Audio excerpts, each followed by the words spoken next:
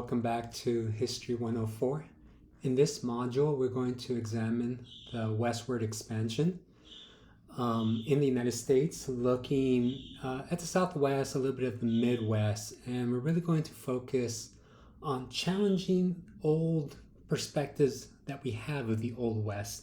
Typically, most of us get our ideas of the West from films, particularly if you were around in the between 1950, maybe even further back, to about the 1980s. Most of the Hollywood films with John Wayne and some of the other cowboy characters, Clint Eastwood, always represent the West as very chaotic, as very uncivilized. And this has been the typical perspective that people have had. Even if you watch a movie like Back to the Future, and I think the third part of the series represents the West in that way, there are crumbles of truth to that, but in reality, the West is much more complicated because typically it's presented as a very kind of westward expansion by Europeans. And if we look at this picture, which is produced during in 1872, it represents the West in, again, a very chaotic place that are kind of pushing older civilizations, as you can see over here, to the brink, and then Europeans, Euro-Americans, or even European immigrants are coming west and civilizing the western frontier. As you can see them here plowing, they have their guns. You see the telegraph with Lady Liberty kind of stretching that from the East Coast to the West Coast. And obviously the railroad tracks, right? That is what really kind of connects the West to the East. So this has been a common representation. And we're going to look at it in a much more different lens. Number one, we're going to address, there were people here before, Europeans came west. But not only that, we also have to look at some of the Easterners that came west and helped shape the Western, what we call the Western frontier. And it was a quite quick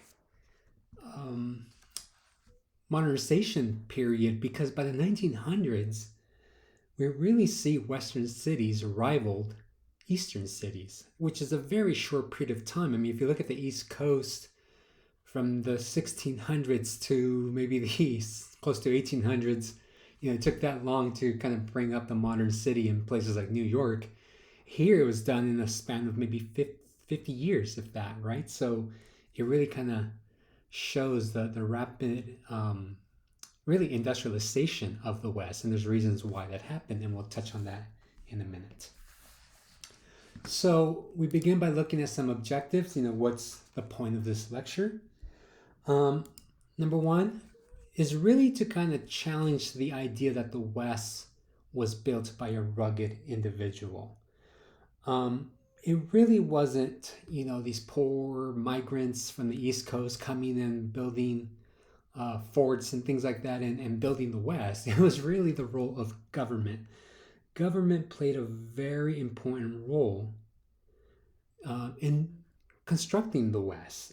To this day, I mean, we live in Arizona where we lack water, particularly in Phoenix, and I mean, most of us just assume water comes out of a faucet. Well, somebody had to build that infrastructure, not just pipes, but also just waterways to bring water to the desert, right? And built this city in the middle of the sun, right? So we find that government played a very significant role. Another important point that we'll be making is kind of challenging, as I stated at the beginning of the lecture, the romanticization and really the commercialization of the West. So a lot of times through media, whether it be films or letters or newspaper articles or shows, the West has been romanticized through a particular lens. Typically, it's those in power, and we'll look particularly in California of how those empower. And we're not talking so much like white people or anything like that. We're really talking about commercial and business sectors that help construct the West through the lens that they wanted to represent the West. So we're going to kind of challenge that by looking at the people that were here and really the people that made the West and really had a bigger impact.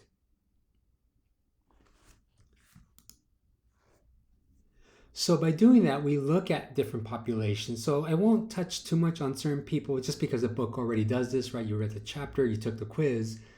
But I will touch on certain elements of it, such as the role of Native American Americanization schools. We'll talk about Mexican. Remember that this was once part of Mexico. And these people don't disappear, right? They're still here. And they're impacted by this influx of population. We'll talk about women, and this is a very interesting story because typically women are not part of the conversation. If they are, it's very minimalized in American history in regards to how they built the West or how their role in building the West. And I think I'm going to show you a clip from a TV show called Adam Ruins Everything. And he does a really great job of talking about who built the West. And one of his main arguments is that, well, prostitutes built the West. And, that's not an idea that, as Americans, we want to highlight, but it doesn't change the fact that, prostitutes did play a very important role in building the West. So I'll show you a clip of that, but I also don't want to present women as just prostitutes. So we will talk about women in different roles too.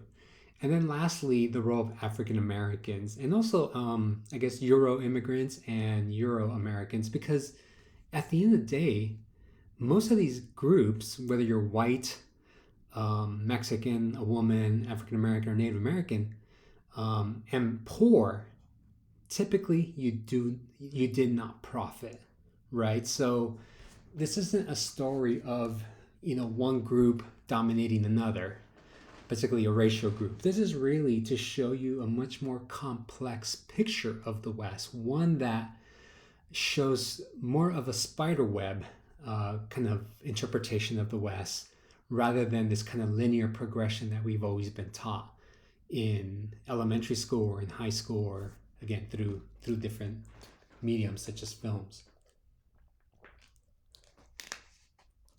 So we begin by looking at the way people have talked about the West, particularly academics. And by academics, I mean historians. So your book touches on this briefly. It talks about probably one of the most influential historians named Frederick Jackson Turner, and really his thesis that shapes the idea of the West. This historian, he was writing around the 1900s, and he basically argues that the frontier was officially closed by the 1900s. He's looking at the 1890 census data and really looking at how populated both the East Coast and the West Coast have become.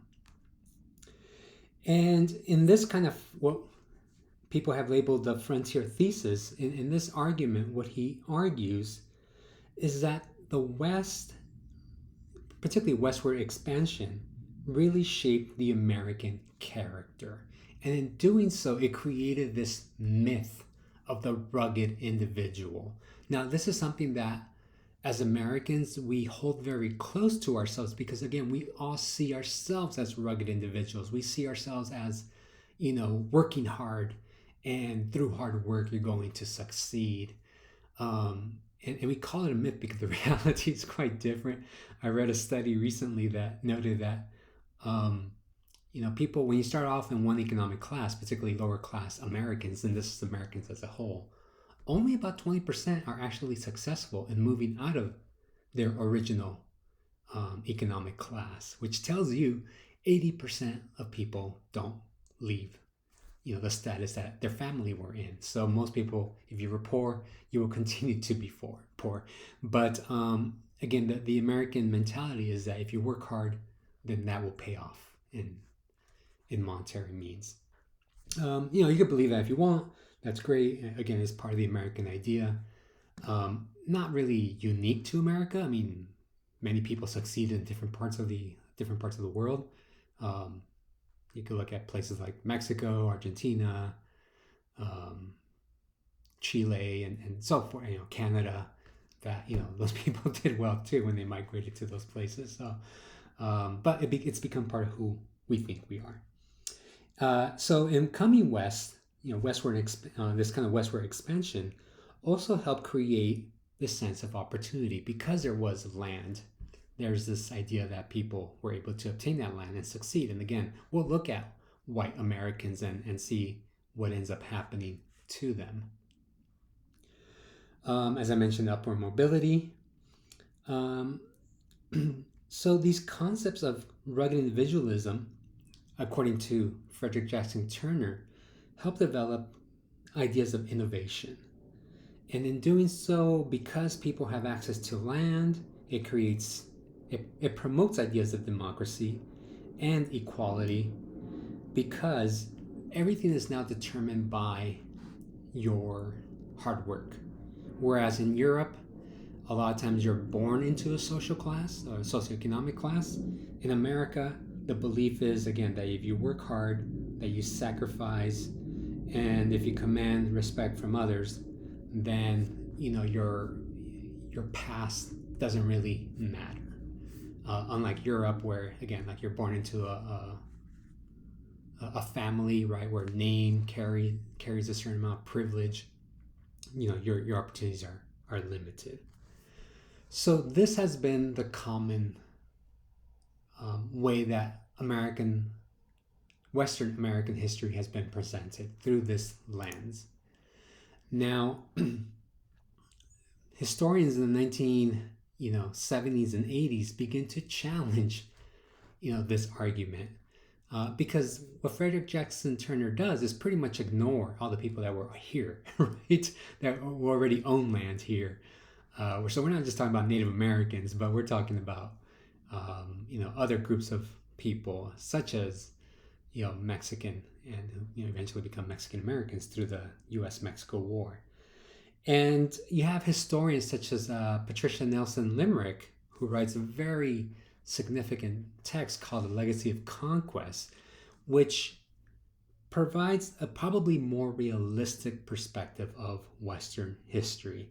She argues that typically Westerners, particularly Americans, have represented themselves as victims.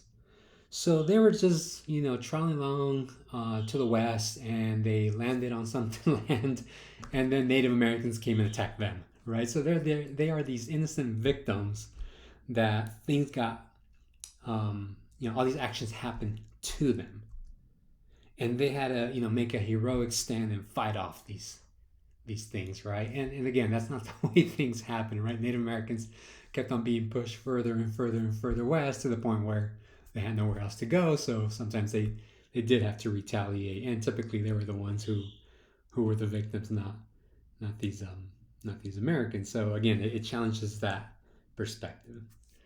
Another key point that she makes, and this is probably one of the most important ones, as it's part of the objectives, is that the West was driven by profit. So when we see images and literature and movies about the Western frontier, it's typically presented as this kind of Jeffersonian yeoman farmer, somebody who just wants to grow their corn and their turnips and I don't know what else, and then feed themselves. And if they have a little extra, they'll go sell it at some local farmers market. And what Limerick does is quite the opposite. She says, no, right? That never happened. What actually happened was that the West was built by corporate system that engaged in mining, in land speculation, and in agricultural, really commercial agriculture, right? Because a lot of these goods were going to be shipped to the East Coast to feed a growing industrial economy. So it's always been again presented in a way that it never really happened, which for us historians we have to go back and obviously correct. So she continues by saying that the West was very dependent on the federal government. As I stated earlier, it needed water, right? Yeah, you have some 49ers, but come on, I mean, those were few and far in between. Most mining was done by big industries, and they were dependent on government on providing certain land rights. And then probably the most significant ones, the one that always stands out, are the railroads. I mean, if that's not welfare, I don't know what else. Where they got land and they got funds and they got all these things to build a railroad. So um, it challenges the perspective that people were moving west as like individuals and forming these small little communities. And it's quite the opposite. Business and the role in government were playing a very significant role in shaping the West. She also argues that for most people, as I mentioned, again, the concept of yeoman farmer was not true because most people depended on wages as the mining towns grew, and as the railroad tracks began to create industry up and down the West Coast, people couldn't really depend on themselves. They really were dependent on the paycheck. Yeah, I'm sure you have few. We can look at isolated examples of people that were self-dependent, but the majority of people were dependent on wages, and a lot of times they were dependent on other people. So, certain industries were dependent on Chinese labor, right, or on Irish labor. This created friction amongst each other because you're so dependent on wages. Now you're competing with other people, and one of the best examples that we have is the Chinese Exclusion Act, because now you have Americans competing with Chinese labor, and Chinese labor was always cheaper. They always paid them less, so they passed the Chinese Exclusion Act. Another example that we have in California is the foreign miners tax, where those miners who were actually looking for gold and silver and stuff like that, were mining for these type of resources. Foreigners had to pay a $5 tax, I believe. I think it was a $5 monthly tax to mine. I have to go back and look, but nevertheless, there was a tax on foreigners. Now, understand that a lot of immigrants from Europe migrated to the West. However, they did not have to pay that tax. Typically, they put that tax on the Chinese and the Chileans, Peruvian miners, who were typically better miners than Americans. So again, because everybody's competing for wages and income, they really try to limit certain sectors of the population. So again, nobody's just out there being a cowboy, right? Riding horses and sleeping out in the open or anything like that. People are working. And another significant point that Limerick makes in her text is that the West was a very diverse place. As I noted a minute ago, businesses were dependent on different people, not just it wasn't just Euro-Americans who were building the West. As I mentioned, some of the other people, right? Mexican, African Americans, so forth, Asians, they all played a very important role in shaping the West. Typically, they were represented as uncivilized. And what Limerick does here is to challenge that perspective. A good example of that is that if you go up and down the coast of California, you almost feel like you're in Spain or in, Italy, with that kind of Spanish architecture, right? Particularly the mission system. And you look at places like Santa Barbara, if you've ever been there, Santa Barbara, California, which used to be a town, kind of like, what's that town out south by Tucson? The OK Corral and all that type of stuff. I can't remember the name of the town. But typically it's represented as that, wooden buildings and stuff like that. Well, because of that Spanish influence, really Mexican influence in the Southwest, Santa Barbara actually changes its architecture to fit that model better, and now it's a tourist destination. So it shows that the West is very influenced by these other communities that are here before Euro Americans come west.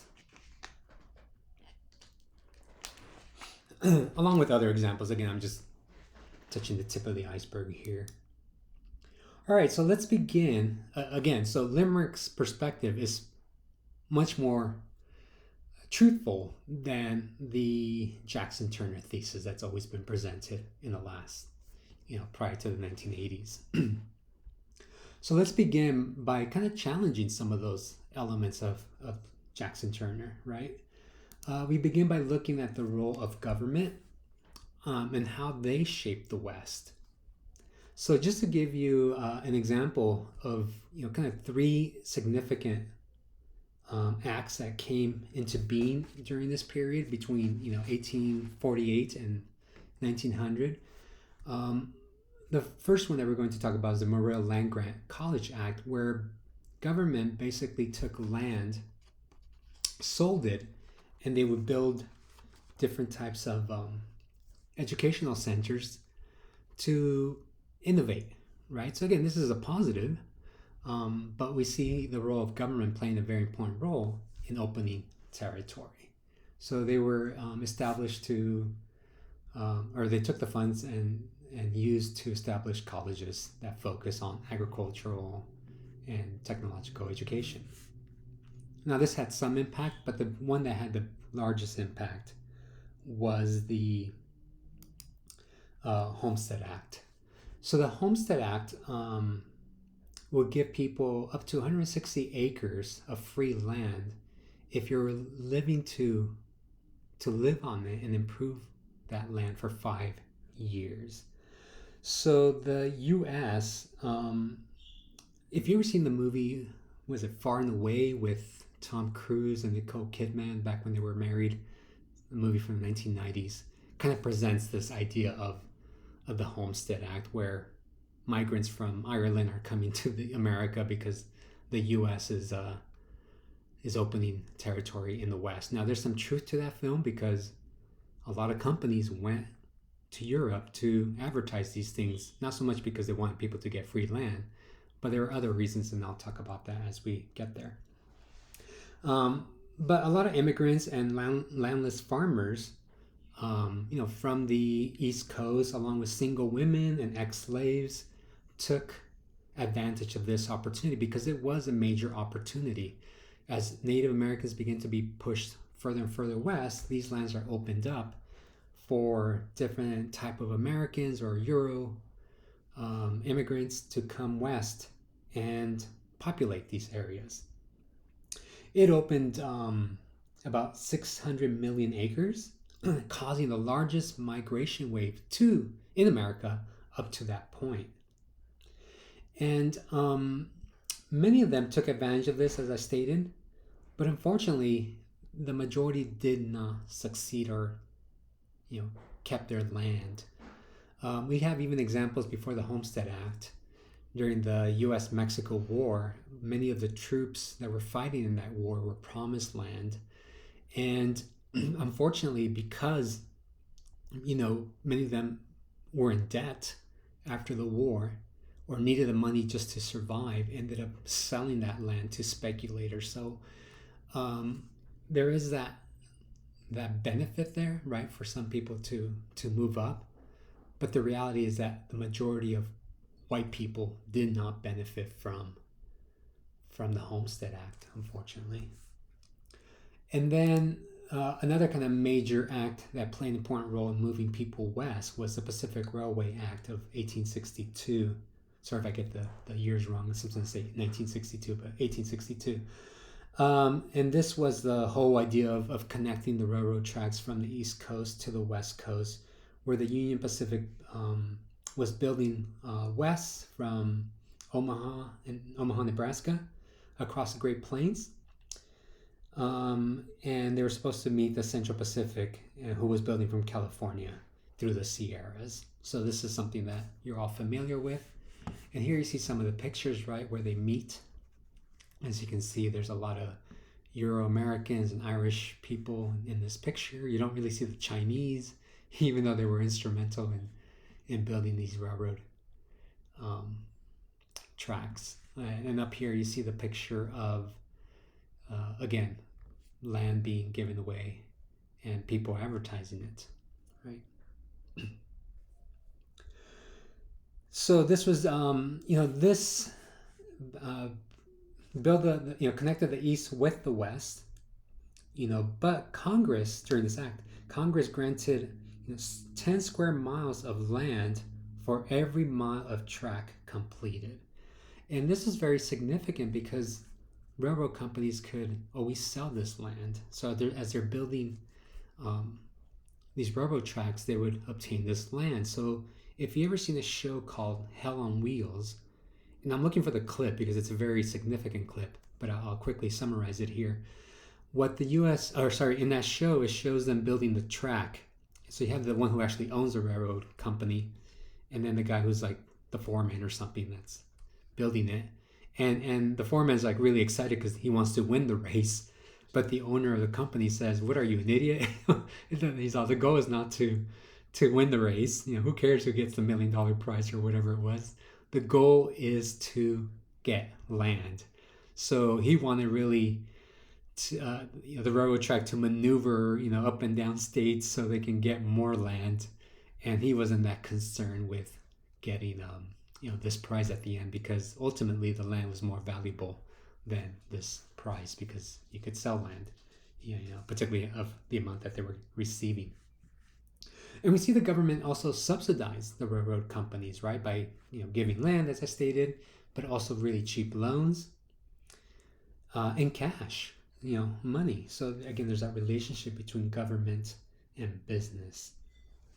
Unfortunately, many people died, but those stories are never told. On May 10th of 1869, the two railroad companies meet in Utah, and officially you have the connection of the East and the West Coast. So that's the royal government, and there's a lot more. There's a book that talks about just about how the West built, or how the government built the West, and we see it with even the military, right? Howard Zinn, who's a historian, argues that the U.S. always wanted access to the Chinese market. So it was very important that they get the West Coast, particularly California. So in California, you see a lot of kind of military built up because you needed that protection. And even today, we see the significant role that government plays in maintaining different communities. I mean, if Luke Air Force Base were to close, it will have a major economic impact on this West Valley, or maybe even Phoenix, right? Because not only is the military there, but it brings industry. I remember Lockheed Martin, they used to be here. I'm not sure if they're still here. South of the 10, they used to be on Litchfield Park or Litchfield Road, but that might have changed because I haven't seen them there anymore. But nevertheless, it brings a lot of industry. So they're very, they play a very significant role in building the West. So let's talk about the way the West was promoted. So as I noted earlier, a lot of railroad companies and also land companies were the ones that were profiting from Western territory. Today, land might not be as important as it used to be. Most of us probably some of us have jobs where, we're no longer farmers, right? So you don't really need a lot of land. Though it's nice to have, right? Nice to have a house. People don't need a lot of acreage so they can grow their tomatoes and squash and all that type of stuff. So that's not important to us today. But back then, land, the majority of the population was rural, right? It's not until the 1900s where you have like 50% of the population living in the city. So the majority of people lived in rural communities. So what we see is that these companies help build the West, and they really build it up. To some extent, they tell a few white lies here and there. They create pamphlets, they create book articles, they send pictures, trying to entice people to move west. A lot of these letters that they write, to the East Coast often describe the West as a place of adventure, heroism, and rugged individualism, along with endless opportunity. And we see, we kind of see it in some of these advertisements here, right? You read it and see what it says. A lot of times these railroad companies went to Europe and advertised over there, and I'll show you a picture later of a advertised document in Czechoslovakia that railroad companies sent over there to entice migration from these areas. And again, it's not so much that they want these people here. There's different reasons why they wanted them to come. But we see when it comes to immigration, whether legal or illegal, a lot of times companies played a very important role in causing migration. I mean, they literally went to Europe and enticed entire villages to come to the States.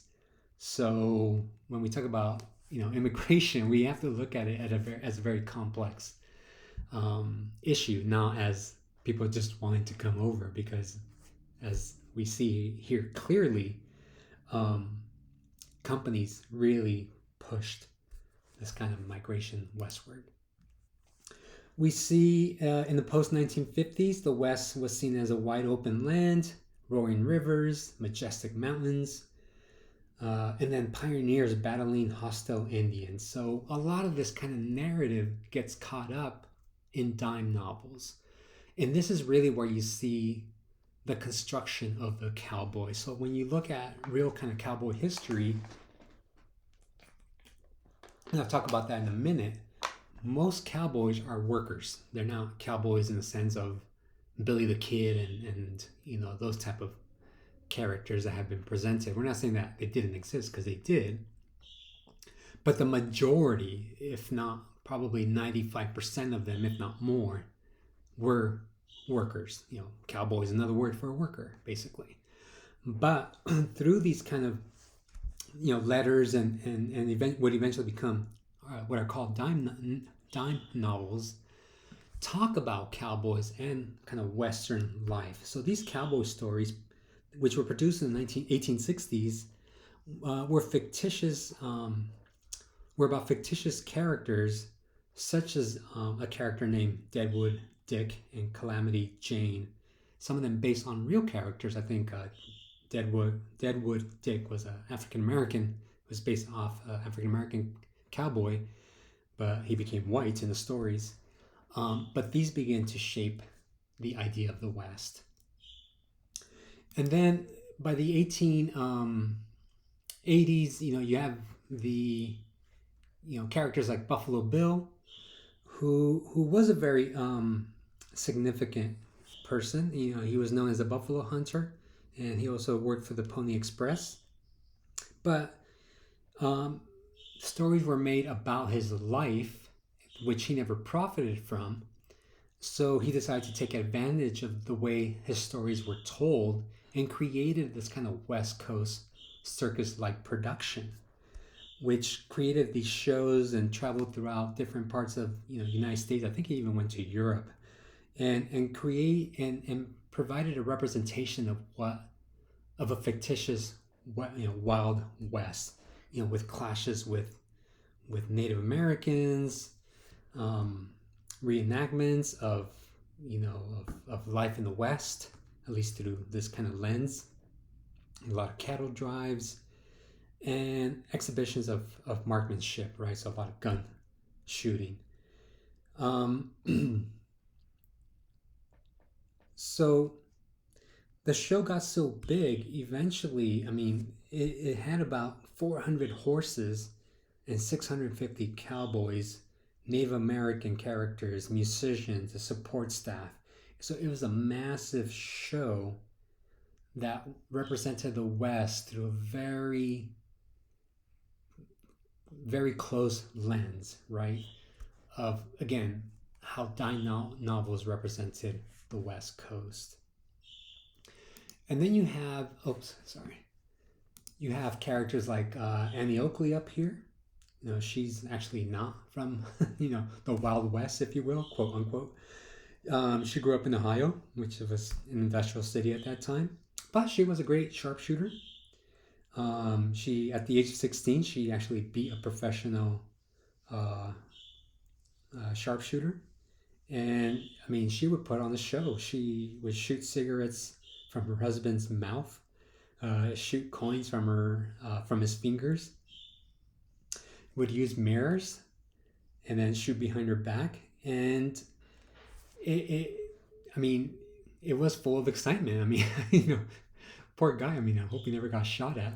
I don't know too much about this show, but it would be kind of scary, right? But again, it creates this illusion that the West is a very wild, chaotic place. And here you see a picture of her, of the way she's represented, of very feminine, but also very masculine. Very feminine in the sense that she's wearing a skirt, right? Has the long hair, looks very feminine, but then also straddles that line of masculinity because she does look rugged with the boots and the whole cowboy hat and the whole outfit. And also, again, she's a great shooter. So she does represent this Western frontier, still through kind of a Victorian lens of women, but she is kind of challenging it a little bit by dressing in somewhat the attire of a cowboy. Other places that we see of kind of how the West is being advertised in California. You probably read about this. There's throughout the United States and really throughout the world, there's an economic recession in 1893.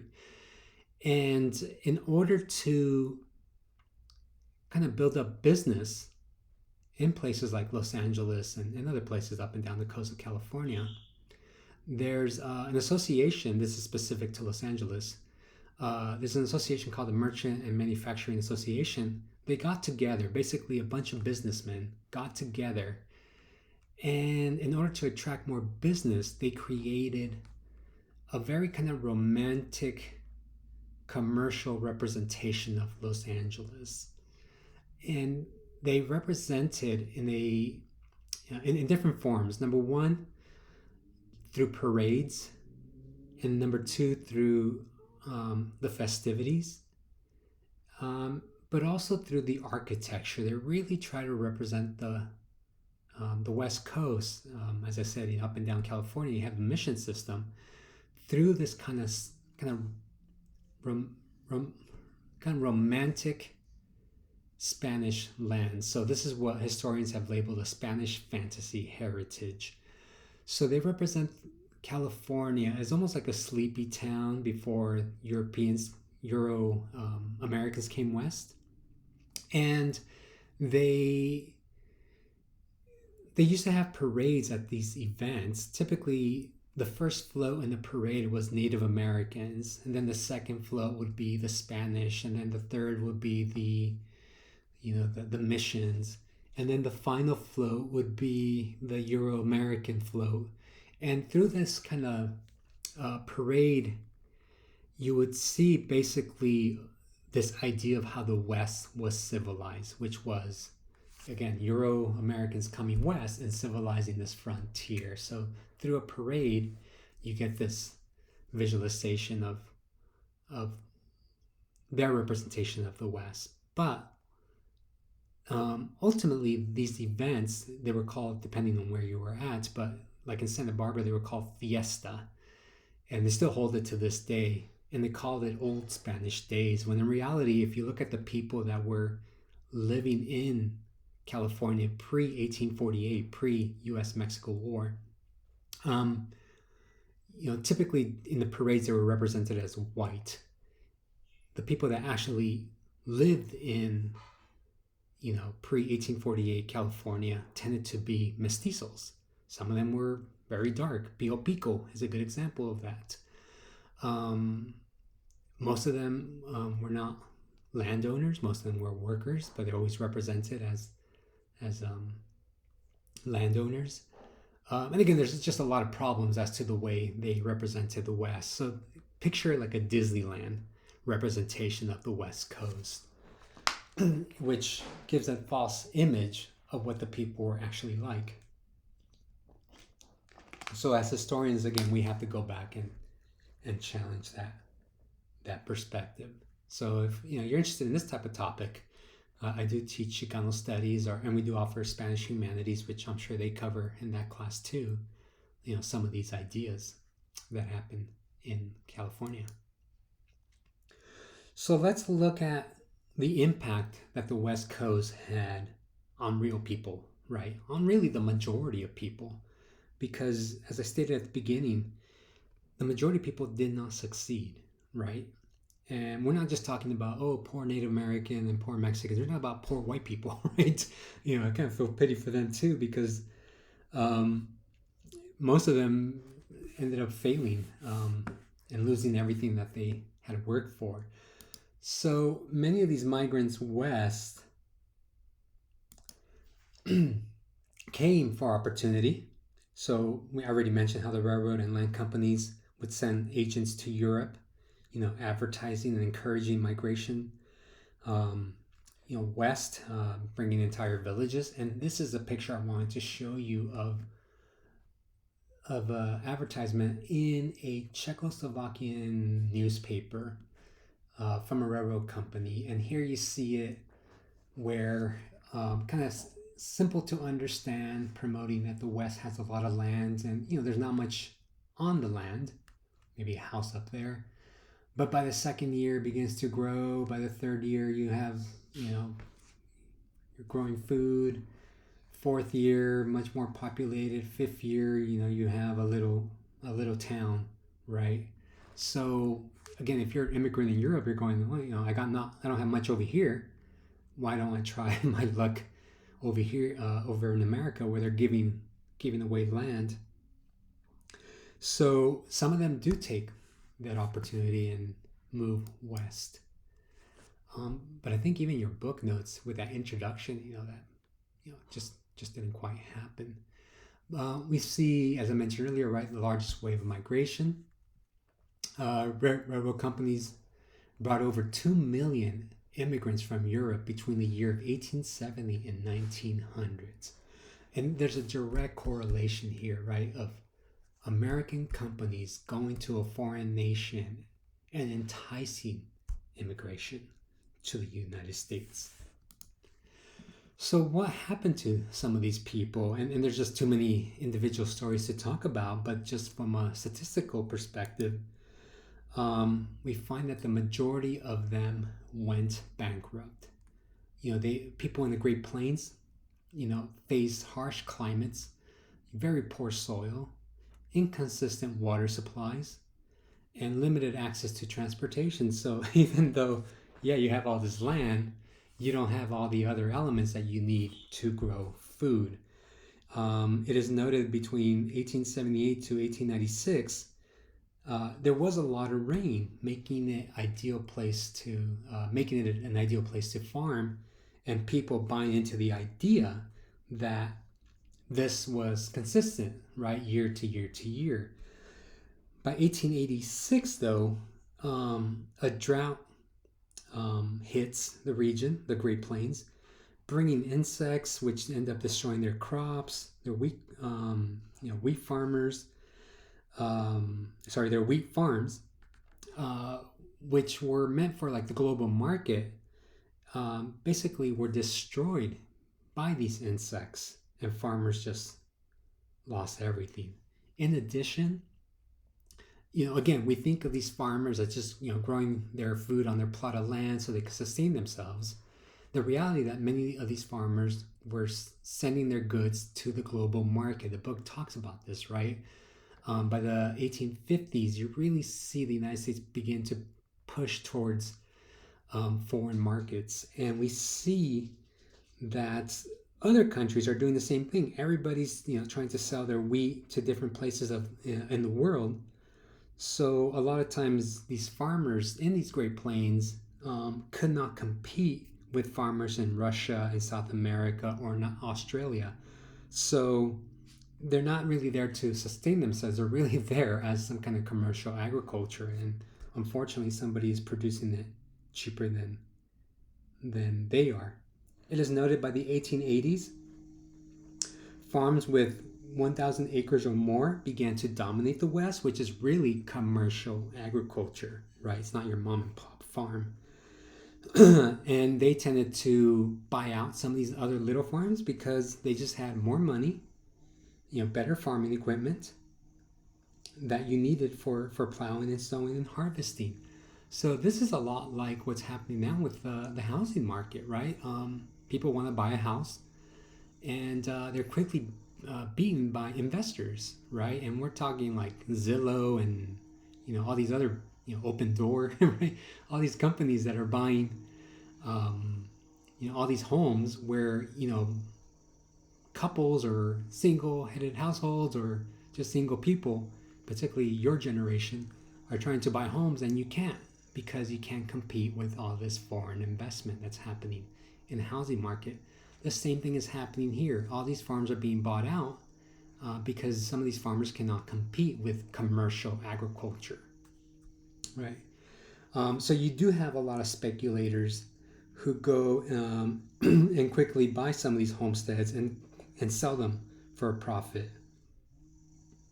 A lot of time railroad companies and real estate companies would buy out some of these farmers who were in debt, or would have them claim some of these homesteads and pay them something, right? Pay them a cut, but then the railroad company will get that homestead.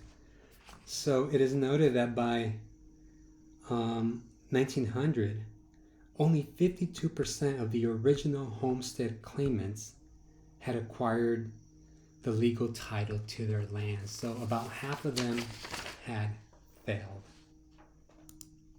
right? In the northern region, northern central part of the Midwest, there was a little bit better success. But again, it's very sporadic in these different places.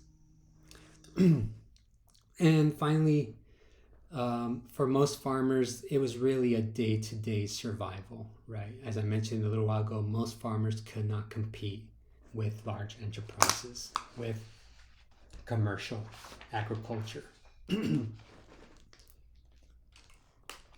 So these poor white farmers, whether they be European immigrants or American East Coast migrants who came west, tended to lose the land that they were hoping to get for free.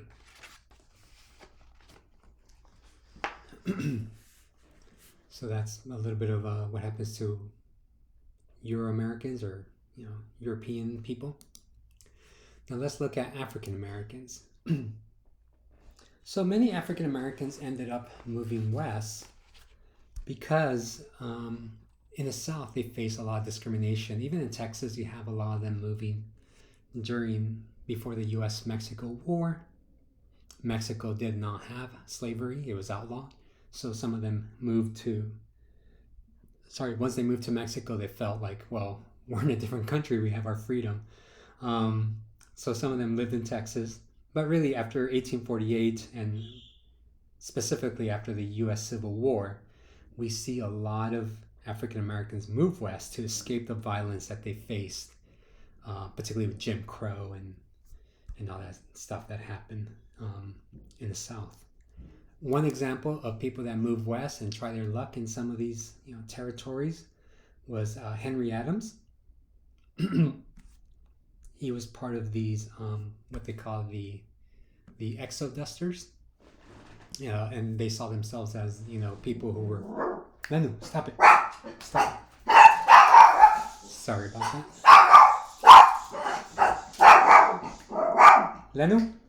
Lenu. sorry. Um, Many of them. Oh, sorry, Henry Adams. Hold on.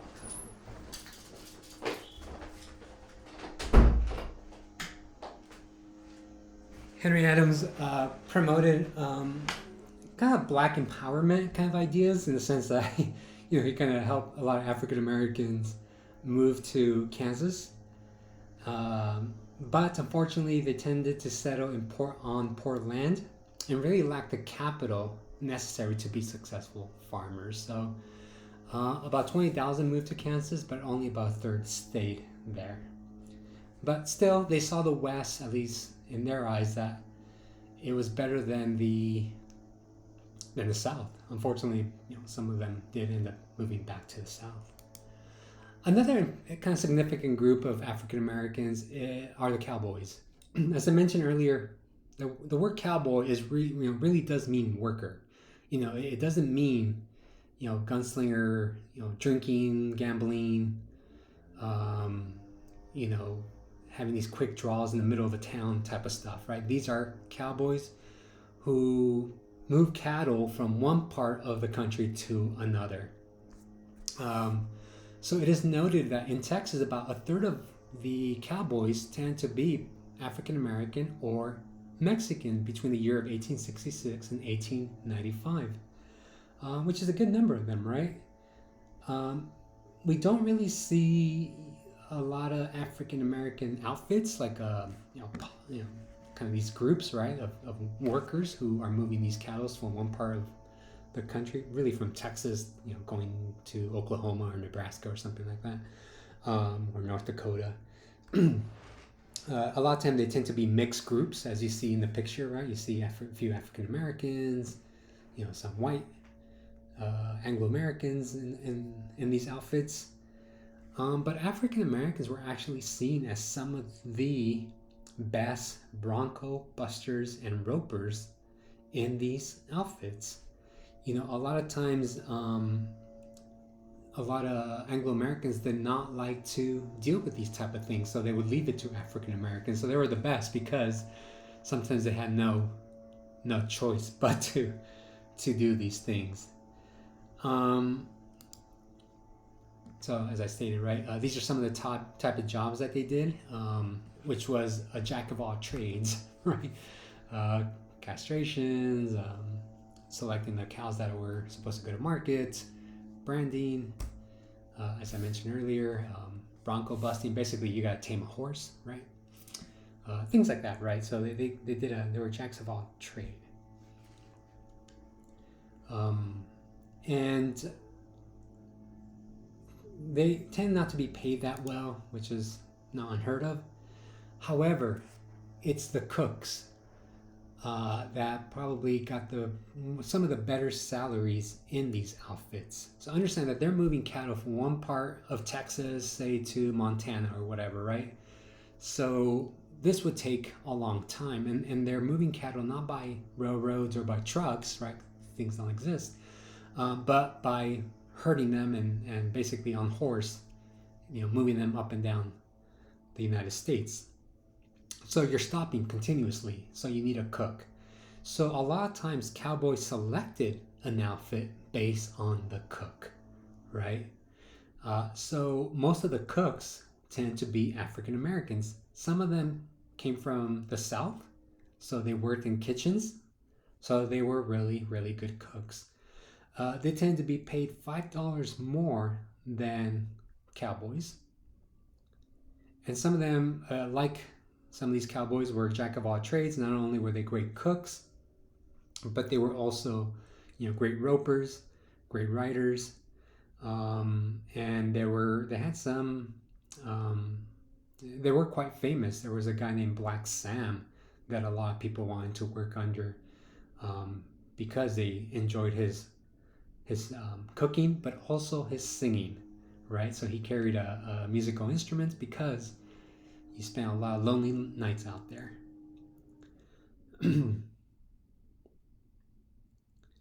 So in the South, or sorry, in these kind of outfits, There wasn't much mobility for African Americans. I mean, you could not be the leader of the outfit. That was always kind of held for Anglo Americans. Um, but we find that some of them were some of these Anglo Americans were very dependent on these black cowboys. So it is noted that Ora Haley, who was this white outfit leader, that he was regarded as one of the most dominant figures out in the range in the cattle business industry in Colorado, but only because of his quote unquote Negro top hand, Thornton Biggs. So he kind of left a lot of the work to him, but Ora Haley ended up getting all the credit for it. And this was very kind of typical of some of these outfits. Another kind of significant African American that stands out is Bosie Eichert. Colonel Charles Goodnight talked very highly about him. He talked about how he was his right-hand man, and really helped him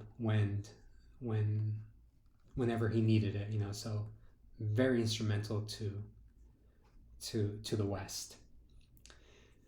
So they face, as I said, a lot of racism and segregation.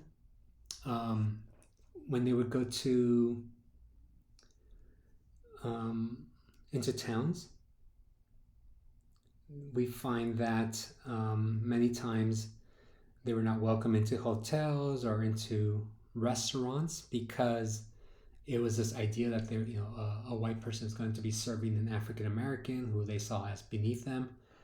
However, a lot of cowboys didn't really care too much because most of them did not want to spend their money on lodging or restaurants. A lot of times, again, some of them were great cooks, so they would cook their own food, or they would sleep out in the open because they could save that money. Again, they were not being paid that much.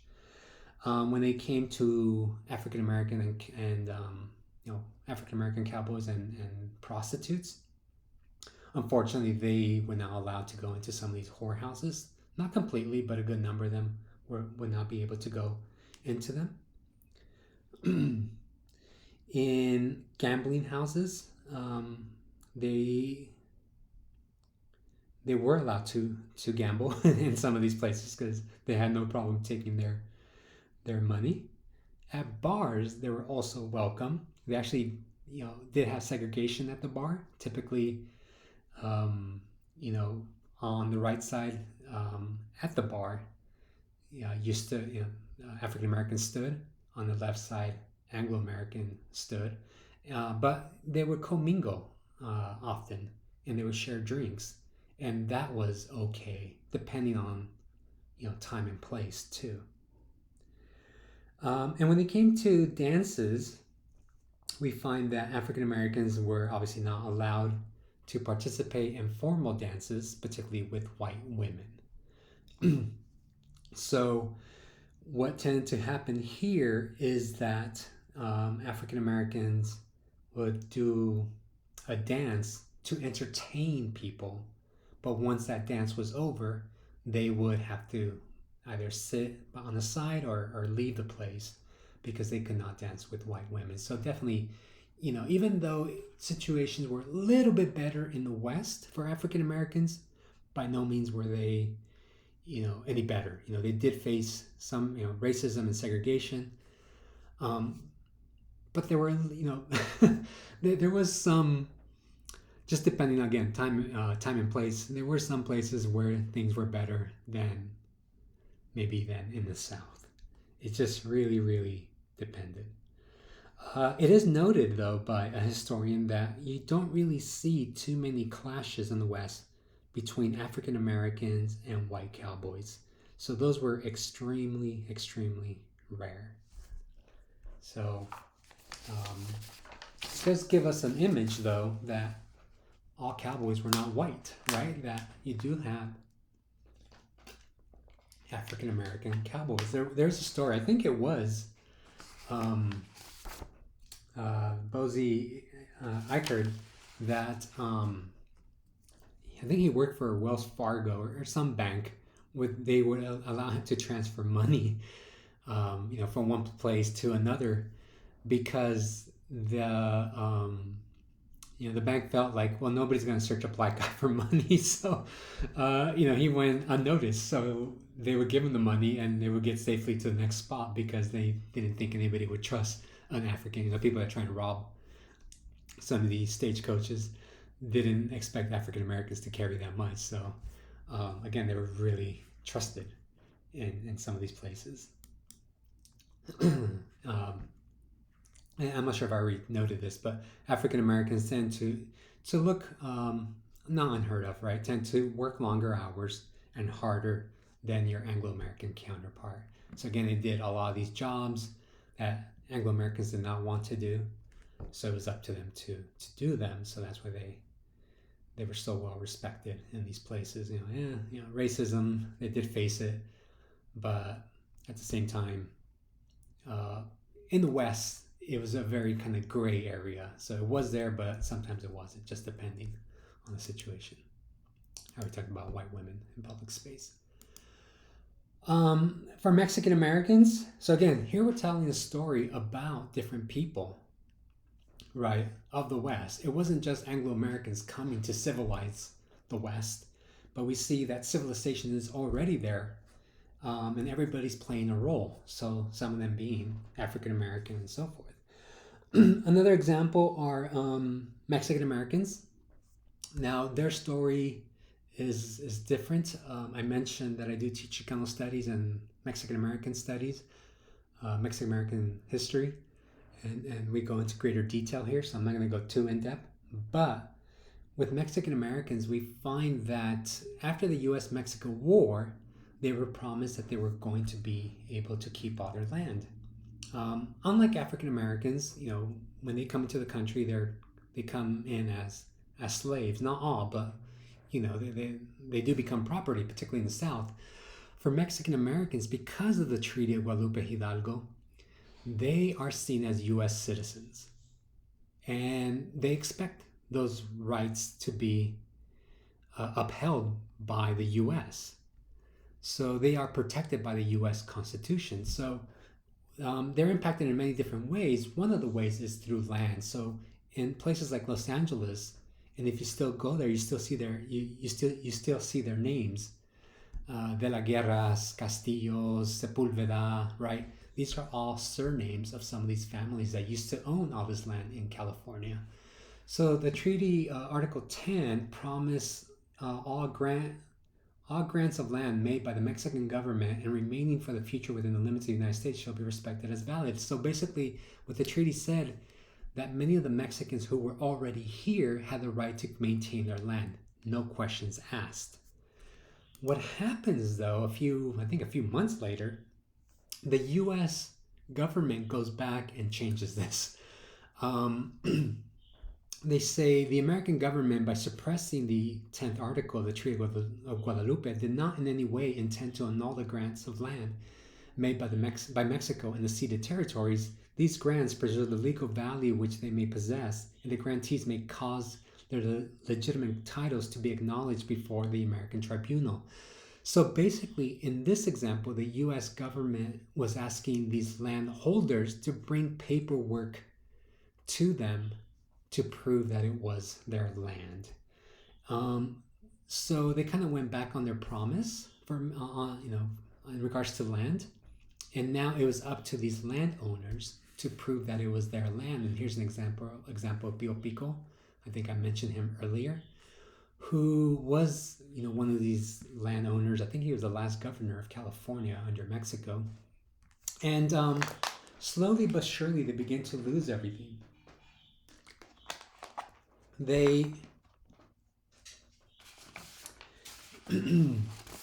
Many of them are new to California, right? To the United States. So they really don't know the laws.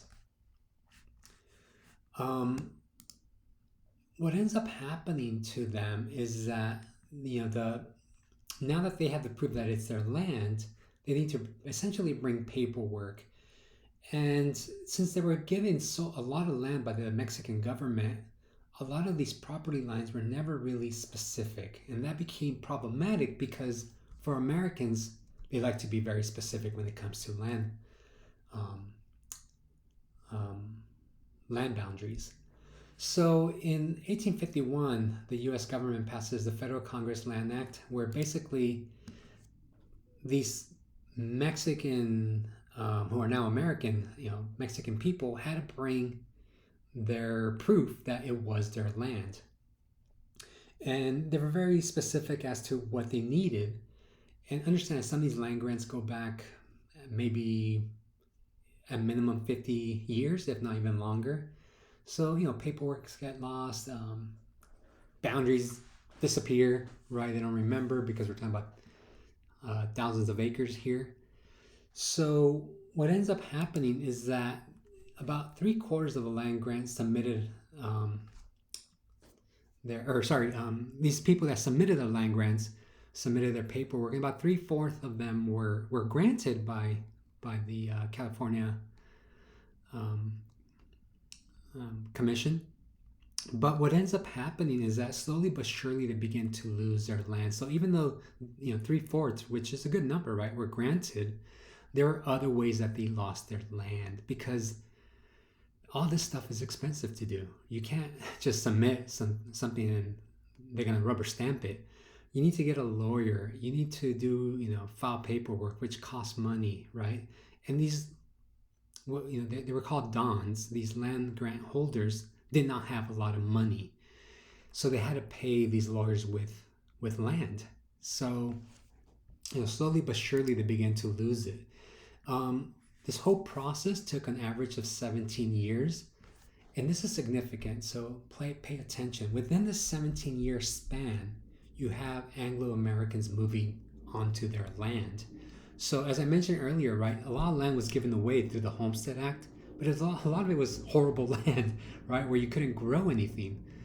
So many of these people said, the hell with that, I'm going to go take this other piece of land that I don't see anybody else on it, even though it was owned by some of these, Californios, these old Mexican land grant holders. And what happened is because everything's in limbo between those 17 years, if the Don, these Mexican land grant holders, wanted to reclaim that land, they had to take each squatter to court. And you could imagine that more and more and more are coming, so that's going to get expensive. So slowly but surely, you're losing your land. So even if you, say, won the legal case against a squatter, you still had to pay a lawyer to go to court. So you would lose that territory one way or the other, right? And understand that squatting is very American. It was the American pastime, right? Taking land, other people's land, is what Americans tended to do. I mean, we talked about the Homestead Act, right? Native Americans and so forth. So this is not unheard of. So many of them ended up losing their territory. Again, if you want to learn more, you can take a Chicano history class, and we go into a little bit more specific here as to what happens to some of these people. But they were here. They're here first. And many of these people make that claim, particularly Chicanos, that say, I did not cross the border crossed me. And that's very true for these people who ended up, becoming citizens of a country that they were not familiar with. And slowly and surely they ended up losing everything. Let me talk about women. So women played a very important role in building the West. I will show you that video, not now, but I'll put it as a link about prostitution, about the Adam Ruins Everything, because I think it's a very useful video of the role that prostitutes played in building the West. But also want to address just women cowboys, right? And a lot of times we think, what? Again, talk about African American cowboys, which some of you might not have known, but there are also women cowboys. This story is a little bit more obscure than say the African Americans or Mexican cowboys, because women were not allowed to be cowboys. This is the part of the Victorian age. They have very rigid standards as to how a woman is supposed to behave.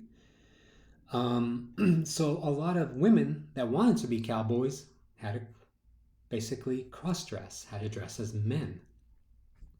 So the whole goal for many of them was to pass, right? To try to pass as a man. So many of them wanted to work and be financially independent. Understand that women's work did not pay much. So some of them moved west with their husbands. Their husbands ended up dying, and they were on their own. So in order to survive, they would dress as men to work in the mines and get better salaries and try to be somewhat independent. So there's stories such as Charlotte Arnold, who was arrested 20 times for cross-dressing. So it was actually illegal to dress as a man. Depending on area, they had different charges. In Denver, Colorado, there's a law that says, if a person dressed not belonging to his or her sex, they would be fined $10, and a minimum of $10 and up to $100.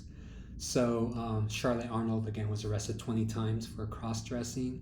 There was a woman from Arizona, Mary Sawyer. Her name was she went by Molly Monroe, who cross-dressed, drank, slept around, and they ended up putting her in an asylum in 1877, probably because she did not conform to her gender stereotype, right? So there were kind of very rigid laws for women, and if you cross those lines, there was a punishment to be paid.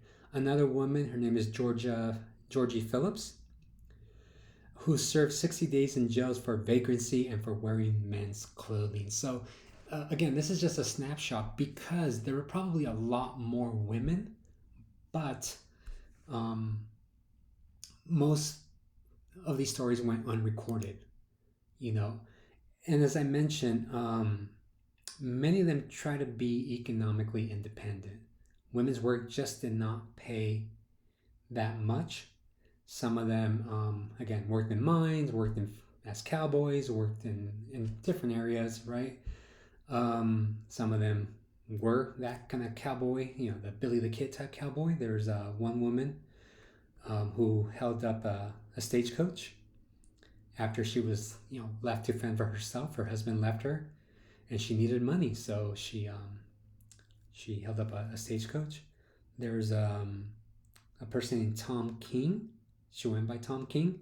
They believe that she might have been Native or African American, and she would, steal horses along and participate in other illicit practices, right? So, again, these are just tidbits of stories that were told, or sometimes, some of them were true because there were newspapers of people that were arrested.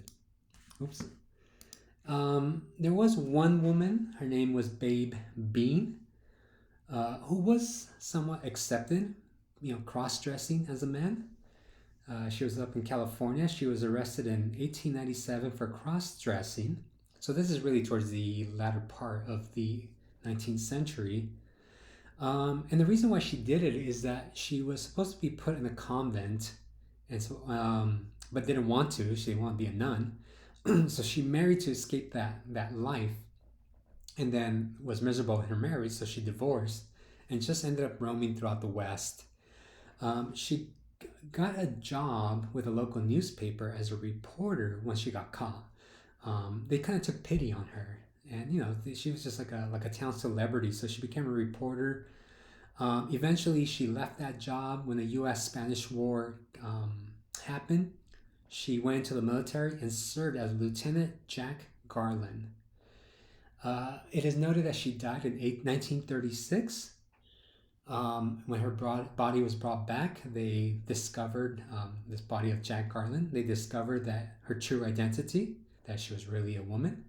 And it turned out that her name was Elvira Virginia Mugarieta, and who was the daughter of Jose Marcos Mugarieta, a Mexican military commander, who, while in New Orleans, met her mother, Eliza Alice Denny Garland, daughter of Rice Garland, a Louisiana congressman and Louisiana Supreme Court judge. So she actually comes from, a family of significance in the kind of Spanish south and didn't want that life. So she went on her own and became a legend. Um, but again, those stories are far and few in between. It's really hard to tell a full story of women cowboys and women living in the West as cross dressers. But it is significant to note that they also played an important role in building the West, and they did it because they wanted economic independence. They did it because women were never paid a fair salary, so some of them had no other choice but to dress as a man.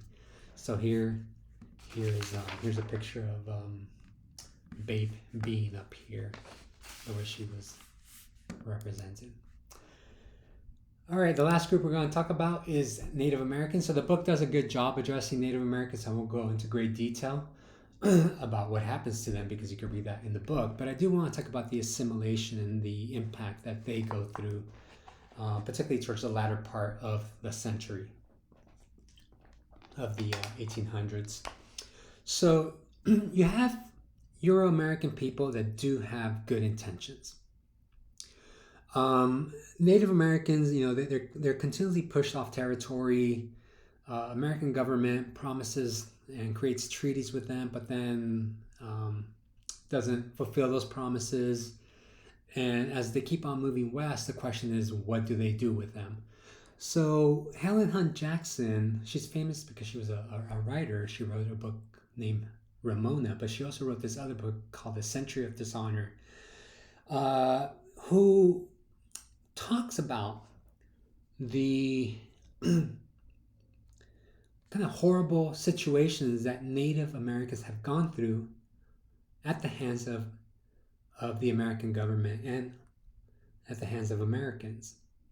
So she lobbies on behalf of Native Americans after she hears the story of, forgive me if I mispronounce this, but Susette Laflèche and her uncle, Chief Standing Bear, at a talk where she is just so angered that she actually plays a very important role in trying to help Native American people.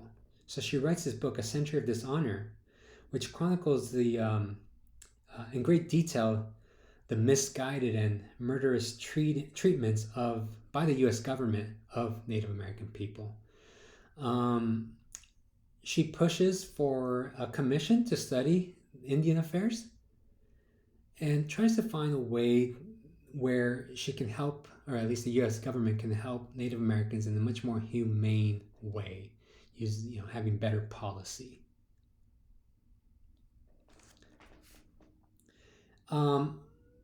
She pushes more of a assimilation model. She believed in the idea that you can educate the savagery out of the native people, basically saying that these people are uncivilized and that we can civilize them. Again, that's their mentality. And that was one model. And eventually what we find is that this model actually ended up succeeding. They established Indian boarding schools, trying to teach Native American people basically how to be American, right? How to be, kind of white middle class Americans. This is the model that ends up winning. However, we have to understand that Native Americans were not just victims, they did have a voice too. And we see this with Sarah here, Winnemucca, again, sorry if I mispronounced that. She promoted more of a culturation model, and she has a very significant story. She's the granddaughter of a northern, I'm not sure if I'm pronouncing this correct, Pauti chief. She has some formal education she was educated by white families. She became a translator for the U.S. Army. She's very well respected. And she really kind of pushed for Native Americans to be educated, but not necessarily losing their culture. She pushed for a more acculturation model where they can learn the language, they can learn certain things, but also maintain their culture and their traditions. You can see her up here. This is Ramona, this is Sarah. And unfortunately, like I said earlier, the assimilation model ended up winning. And we see the establishment of Indian schools. So you probably know the word because of our streets here, right? Indian School Road. And, they build these Native American schools that there were schools that were off the reservation. And basically they were trying to take away any element of Native American in Native American people, right? So they modeled their schools after the Carlisle Indian Industrial School in Carlisle, Pennsylvania, that was established in 1879. And their motto was to kill the Indian, save the man. So they forced them to cut their hair, wear American clothing, take American names, only speak English, and in some places forced religious conversion. And you see that down here kind of clearly in this picture, right? They come in and then they change everything about them. So this is from Arizona. So obviously we have our school here, right? Arizona, the Indian school here in Arizona in Phoenix. There's one in Tucson, and I'm sure there's a bunch of more throughout the United States. And unfortunately, or sorry, before I get into that, the whole goal was to teach them kind of industrial ways, try and get them to get off the reservation and find jobs, right? Find them, teach them domestic skills. This is part of that bigger program of occult assimilation in the United States that was happening throughout the United States. So this is not unique to Native Americans. They were doing this to Euro immigrants. They were doing this to Mexicans to try to assimilate them into American middle class culture. And unfortunately, I mentioned again, some of them were being forced to convert to Christianity, but unfortunately, many of them suffered very bad psychological trauma, right? Some of them were abused. They were malnutrition.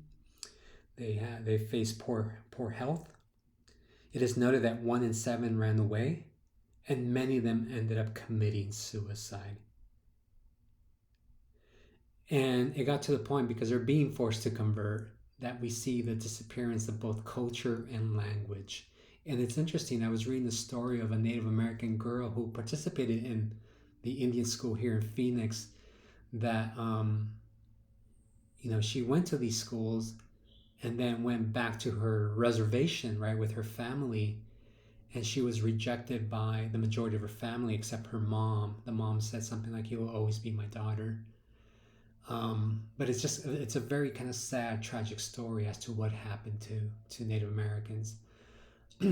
Unfortunately, I wish I could go into greater detail as some of these stories, but I just really wanted to kind of highlight this aspect, because I don't think the reading goes into great detail, but also it's part of our history as Phoenicians, right, as people that live in Phoenix. But they're playing a role in building the West too. So in conclusion, I know it's a long lecture.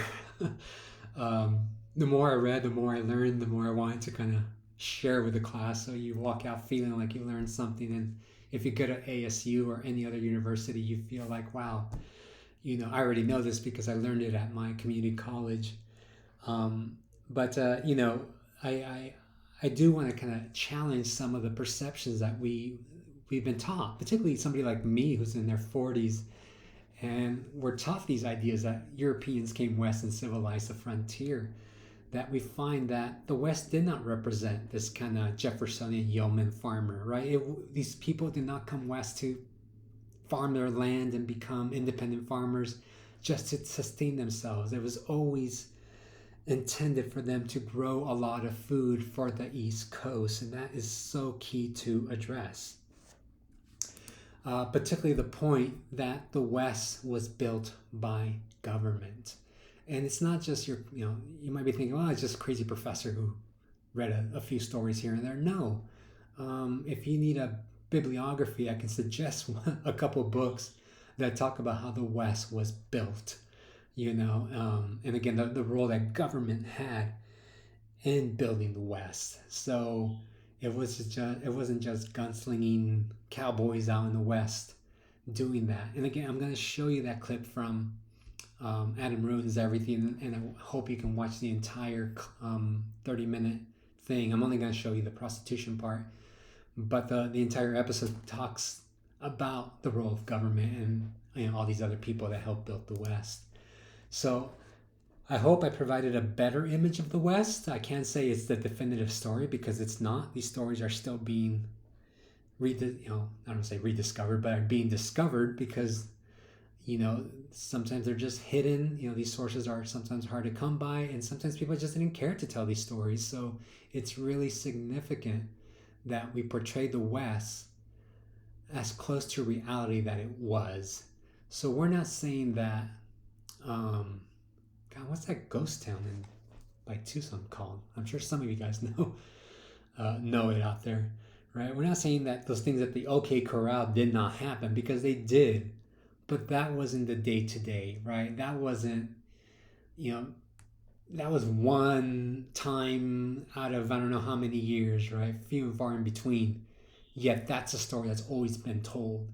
The true story of the West is a much more diverse picture, and one where you see people struggling, whether it be Native American, Mexican American, African American, women, right? We're talking about white women here. We're talking about white farmers and Euro immigrant farmers, right? That is a better and probably a truer story of how the West was won. All right, so I'll stop it there. You'll have a quiz, and thank you for listening.